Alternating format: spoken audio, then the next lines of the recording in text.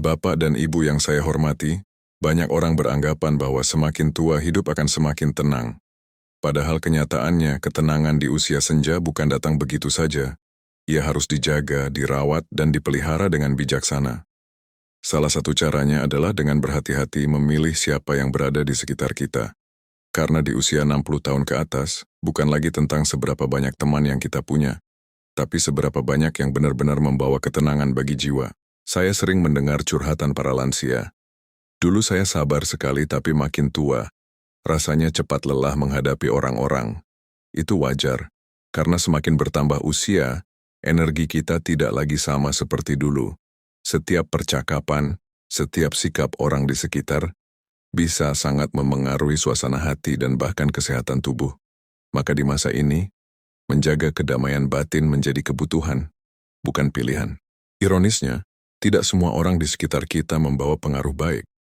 Kadang justru mereka yang paling dekatlah yang bisa menguras emosi dan menurunkan semangat hidup. Entah karena keluhannya, amarahnya, atau kebiasaannya yang membuat hati tidak tenang. Karena itu, penting sekali untuk mengenali siapa saja orang yang sebaiknya kita jaga jaraknya, bukan karena benci, tapi demi melindungi kesehatan diri sendiri. Bapak dan Ibu, hidup di usia senja bukan lagi tentang siapa yang datang paling sering, tapi siapa yang membawa ketenangan ketika datang. Kita tidak bisa menghindari semua masalah, tapi kita bisa memilih untuk tidak menambah beban dari orang-orang yang tidak memahami ketenangan hati kita. Menjaga jarak bukan berarti memutus silaturahmi, melainkan menciptakan ruang bagi diri sendiri untuk tetap sehat lahir dan batin. Sebelum kita membahas siapa saja orang yang perlu dijauhi, saya ingin mengajak Bapak dan Ibu menulis di kolom komentar. Dari mana Bapak dan Ibu menonton video ini? Apakah dari Jakarta, Medan, Bali, atau mungkin dari luar negeri seperti Malaysia atau Brunei? Mari saling menyapa dengan ramah, karena dari ruang kecil ini, kita sedang belajar bersama, menata hati, menjaga jiwa, dan memahami makna hidup di usia senja.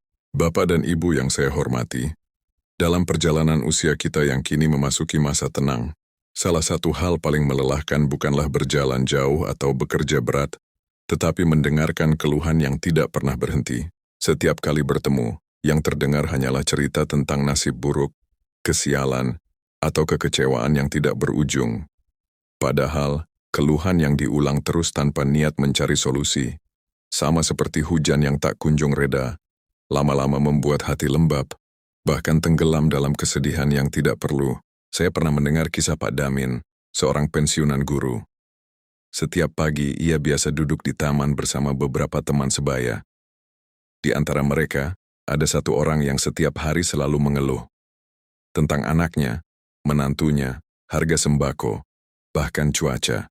Awalnya Pak Damin mendengarkan dengan sabar, tapi lama-kelamaan, setiap kali pulang dari taman hatinya ikut berat. Ia merasa sedih tanpa tahu sebabnya. Akhirnya Pak Damin sadar, bukan hidupnya yang berat, tapi telinganya yang terlalu sering dijejali keluhan orang lain. Keluhan yang terus-menerus tanpa arah adalah beban tak terlihat. Apalagi bagi lansia, mendengar hal negatif secara berulang bisa menurunkan semangat hidup, mengganggu tidur, bahkan menurunkan imun tubuh. Karena otak kita, Bapak dan Ibu, tidak bisa membedakan antara beban orang lain dan beban sendiri ketika kita terus mendengarnya. Maka penting sekali untuk menjaga telinga dan hati dari kata-kata yang membuat lelah. Bukan berarti kita harus menjadi orang yang cuek. Menolong boleh, mendengarkan pun baik, tapi tahu batas itu wajib. Bila seseorang datang hanya untuk membuang keluhannya tanpa mau memperbaiki, maka lebih bijak bagi kita untuk menjaga jarak secara halus. Katakan dengan lembut, "Saya turut prihatin, semoga segera diberi jalan keluar." Lalu arahkan pembicaraan pada hal yang lebih menenangkan. Di usia ini, kedamaian lebih berharga daripada pembicaraan yang berputar tanpa arah. Dan Bapak serta Ibu, kalau pernah mengalami hal serupa, boleh tulis di kolom komentar ya. Pernahkah ada seseorang di sekitar Bapak dan Ibu yang selalu mengeluh tanpa solusi? Bagikan pengalaman Bapak dan Ibu agar kita bisa saling belajar dan saling menguatkan. Karena kadang, ketenangan hidup dimulai dari keberanian kita untuk menjaga telinga dari keluh kesah yang tidak perlu. Bapak dan Ibu yang saya hormati, Di usia muda mungkin kita masih sanggup menghadapi pertengkaran, adu argumen, atau orang yang penuh kemarahan. Tapi di usia senja, hal seperti itu sudah tidak seharusnya lagi menjadi bagian dari hidup kita. Karena setiap kali kita mendengar suara keras, setiap kali emosi naik, tubuh kita ikut bereaksi. Tekanan darah bisa meningkat, jantung berdebar, bahkan tidur pun jadi terganggu. Maka, salah satu hal paling bijak yang bisa kita lakukan di usia 60 tahun ke atas adalah menjauhi orang-orang yang membawa amarah dan energi panas. Saya teringat cerita Bu Rahmi, seorang nenek yang tinggal bersama menantunya. Sang menantu sering marah untuk hal-hal kecil. Rumah kurang rapi, masakan kurang asin, atau cucian belum selesai. Setiap kali itu terjadi, Bu Rahmi memilih diam. Tapi setiap malam, dadanya terasa sesak dan tidurnya tidak nyenyak. Setelah diperiksa dokter, ternyata tekanan darahnya naik. Bukan karena makanan, tapi karena tekanan batin yang terus-menerus dirasakan. Dokter berkata pelan, "Bu, mungkin yang ibu butuhkan bukan obat, tapi ketenangan." Kata sederhana, tapi benar adanya. Orang yang membawa amarah dan emosi negatif sering tidak sadar bahwa sikapnya bisa menjadi racun bagi lingkungan. Padahal, di usia kita sekarang, tubuh sudah tidak lagi kuat menahan stres yang berlebihan. Bahkan satu pertengkaran kecil bisa membuat kita lemah seharian. Itulah mengapa menjaga jarak dari orang yang mudah marah bukan bentuk menghindar, melainkan bentuk menjaga diri sendiri. Bentuk kasih sayang terhadap tubuh dan hati yang sudah banyak berjuang sepanjang hidup. Bapak dan Ibu tidak perlu melawan atau membalas orang yang mudah marah. Cukup kendalikan diri dengan tenang. Jika memungkinkan, pindahkan diri dari suasana yang memicu emosi. Katakan dengan lembut, "Saya ingin ketenangan, bukan pertengkaran." Kalimat kecil itu adalah bentuk keberanian, bukan kelemahan. Karena orang yang kuat bukan yang bisa berdebat paling keras, tapi yang mampu menjaga hatinya tetap damai di tengah badai. Dan bila Bapak dan Ibu pernah menghadapi situasi seperti itu, mungkin di rumah, di lingkungan keluarga, atau bahkan di tempat ibadah, jangan ragu untuk berbagi kisahnya di kolom komentar. Cerita Bapak dan Ibu bisa menjadi pengingat bagi banyak orang, bahwa menjaga ketenangan lebih penting daripada memenangkan pertengkaran. Bapak dan Ibu yang saya hormati, kadang orang yang paling ramah di sekitar kita justru bisa menjadi sumber kegelisahan. Ia datang dengan senyum, tapi membawa cerita yang membuat hati bergetar, bukan karena bahagia, tapi karena gosip dan kabar buruk tentang orang lain. Di usia kita sekarang, telinga dan hati sudah terlalu berharga untuk diisi hal-hal seperti itu. Karena gosip, sekecil apapun, bisa perlahan menggerogoti ketenangan batin yang susah payah kita bangun. Saya pernah mengenal seorang kakek bernama Pak Jalal. Setiap sore ia biasa berkumpul di pos ronda dengan teman-temannya. Awalnya obrolan mereka ringan, tentang cuaca, tanaman, dan cucu. Tapi lama-lama, satu orang di antara mereka mulai membawa cerita tentang tetangga. Siapa yang ribut dengan anaknya, siapa yang menikah lagi, siapa yang berutang. Setiap hari topiknya makin panas.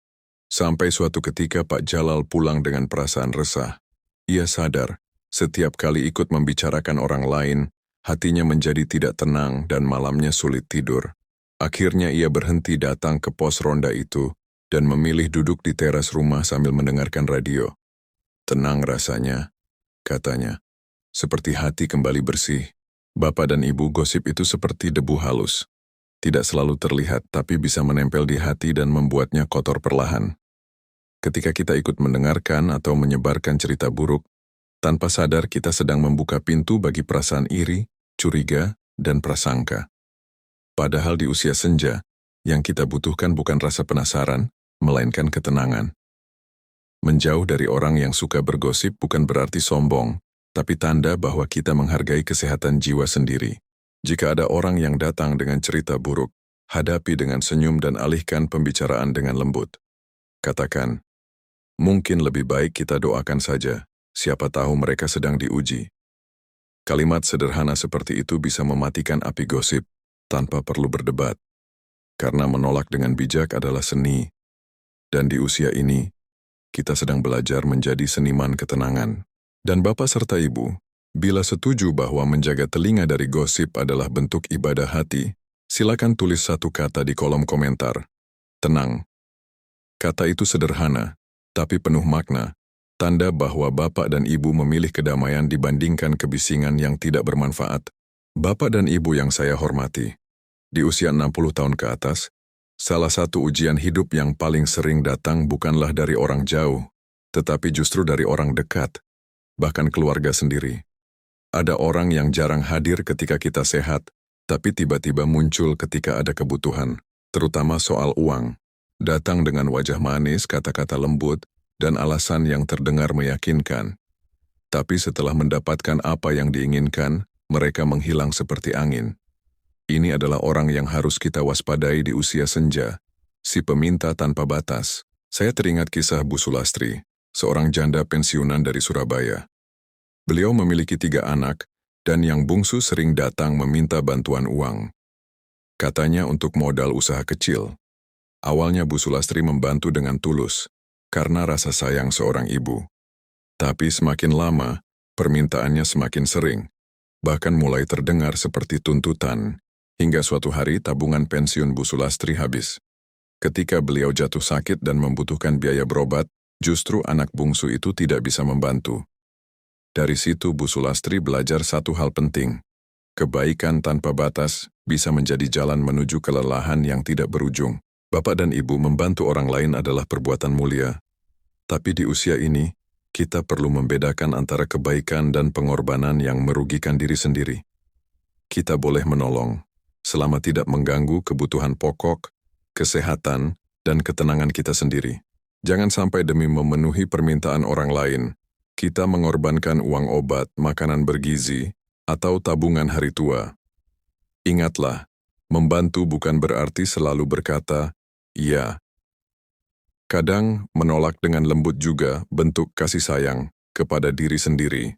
Jika ada orang yang hanya datang saat butuh, tapi jarang menanyakan kabar atau hadir di saat kita kesepian, maka sudah jelas niatnya bukan tulus. Jangan biarkan rasa tidak enak hati membuat bapak dan ibu terjebak dalam pola itu.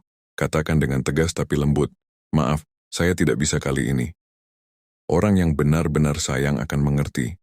Tapi mereka yang marah karena penolakan, biasanya memang hanya peduli pada manfaat, bukan pada perasaan.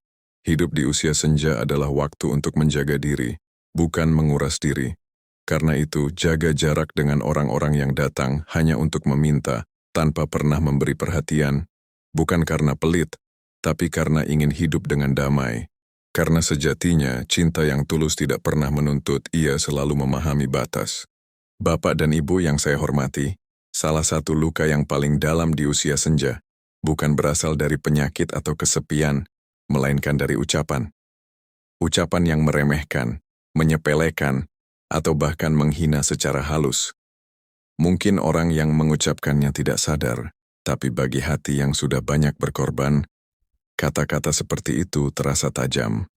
Di usia 60 tahun ke atas, setiap kalimat yang menurunkan harga diri bisa menjadi beban batin yang menguras semangat hidup. Saya pernah mendengar kisah Pak Rashid, seorang ayah yang sudah sepuh. Ia pernah berkata pada anaknya, "Nak, coba hati-hati dalam bekerja." Tapi anaknya menjawab sambil tertawa, "Ah, ayah kan sudah tua, nggak tahu dunia sekarang." Sekilas terdengar biasa, tapi malam itu Pak Rashid duduk lama di kursinya. Bukan karena marah, tapi karena sedih. Setelah puluhan tahun berjuang membesarkan anak-anaknya, kini nasihatnya dianggap tak berharga.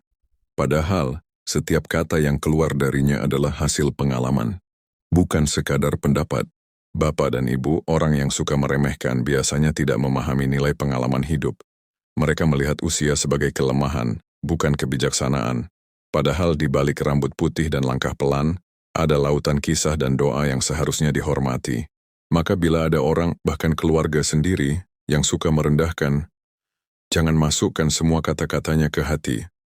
Karena yang meremehkan orang tua sebenarnya sedang memperlihatkan kekosongan hatinya sendiri. Menjaga jarak dari orang yang suka menghina bukan berarti memutus hubungan. Tapi kita perlu tahu kapan harus diam, kapan harus pergi, dan kapan harus menutup telinga. Tidak semua ucapan pantas didengar. Kadang, ketenangan hati jauh lebih berharga daripada menjelaskan siapa kita sebenarnya. Di usia ini kita tidak lagi perlu pembuktian. Cukup menjadi diri sendiri dengan tenang karena nilai diri tidak ditentukan oleh kata orang, tapi oleh ketulusan dan pengalaman yang telah dijalani. Dan Bapak serta Ibu, bila pernah mengalami hal serupa, diremehkan, disepelekan, atau dihina dengan halus, jangan biarkan luka itu tumbuh. Tuliskan di kolom komentar satu kata, kuat, sebagai tanda bahwa Bapak dan Ibu memilih untuk tetap berdiri tegak, meski pernah dijatuhkan oleh ucapan orang lain. Karena sejatinya, kekuatan sejati di usia senja bukan tentang tubuh yang perkasa, melainkan hati yang tetap damai di tengah perlakuan yang tidak adil. Bapak dan Ibu yang saya hormati, di usia senja, banyak dari kita tidak lagi menginginkan harta atau kemewahan. Yang paling dirindukan justru hal-hal sederhana, sapaan kecil, kunjungan singkat, atau sekadar ucapan, "Bagaimana kabarnya, Pak? Sehat, Bu?" Namun sayangnya, tidak semua orang mengerti. Banyak lansia yang merasa diabaikan oleh orang-orang terdekatnya. Mereka bukan marah, bukan kecewa karena materi, tapi sedih karena merasa tidak lagi dianggap penting dalam kehidupan orang lain. Saya pernah berbincang dengan seorang ibu bernama Bu Aminah, 67 tahun. Ia berkata dengan mata berkaca-kaca, "Dulu rumah ini ramai, anak-anak berlarian, suami masih hidup. Sekarang semuanya sunyi. Mereka sibuk dengan urusannya masing-masing. Saya tidak butuh uang mereka, saya hanya ingin mereka ingat kalau saya masih ada." Kalimat itu sederhana, tapi mengandung rasa sepi yang dalam. Sepi yang tidak bisa diobati dengan harta, hanya bisa disembuhkan dengan perhatian. Rasa diabaikan adalah luka yang tidak terlihat, tapi dampaknya bisa sangat nyata. Lansia yang jarang diperhatikan cenderung mengalami penurunan semangat hidup, sulit tidur, bahkan cepat jatuh sakit.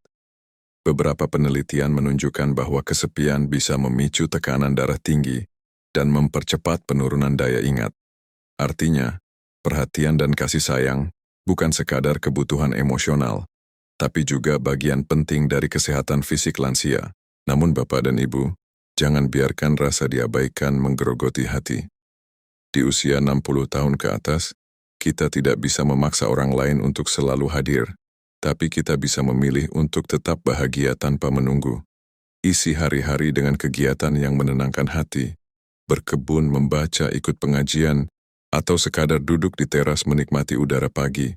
Kebahagiaan sejati tidak selalu datang dari orang lain. Kadang ia tumbuh dari diri sendiri yang mampu berdamai dengan keadaan. Dan bila Bapak serta Ibu pernah merasa diabaikan, ketahuilah, Bapak dan Ibu tetap berharga. Nilai diri tidak berkurang hanya karena orang lain tidak melihat. Tuhan tahu setiap doa yang Bapak dan Ibu ucapkan dalam diam. Ia tahu setiap kesabaran yang dijalani tanpa keluhan. Maka tersenyumlah, bukan karena hidup selalu mudah, tapi karena hati Bapak dan Ibu tetap lembut meski dunia mulai melupakan. Bapak dan Ibu yang saya hormati, di usia 60 tahun ke atas, apa yang paling kita dambakan? Bukan lagi harta, bukan lagi pujian, melainkan ketenangan. Namun ketenangan itu bisa lenyap seketika bila di sekitar kita ada orang yang suka membawa pertengkaran, orang yang mudah tersinggung, senang memperbesar masalah dan sulit berdamai. Sekilas mereka mungkin hanya emosional, tapi sesungguhnya mereka membawa badai kecil yang perlahan bisa merusak suasana hati dan bahkan kesehatan kita.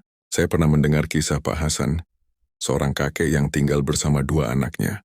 Anak pertama dan kedua sering bertengkar tentang warisan rumah atau hal-hal kecil yang seharusnya bisa dibicarakan dengan tenang. Setiap kali suara mereka meninggi, Pak Hasan hanya duduk di kursi memejamkan mata dan menunduk.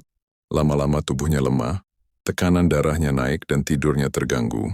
Ketika ditanya dokter, beliau berkata, "Saya tidak sakit, Dok. Saya hanya lelah mendengar mereka berteriak." Kalimat yang sederhana tapi menyedihkan sekali, bukan? Bapak dan Ibu, di usia senja tubuh kita sudah tidak sekuat dulu.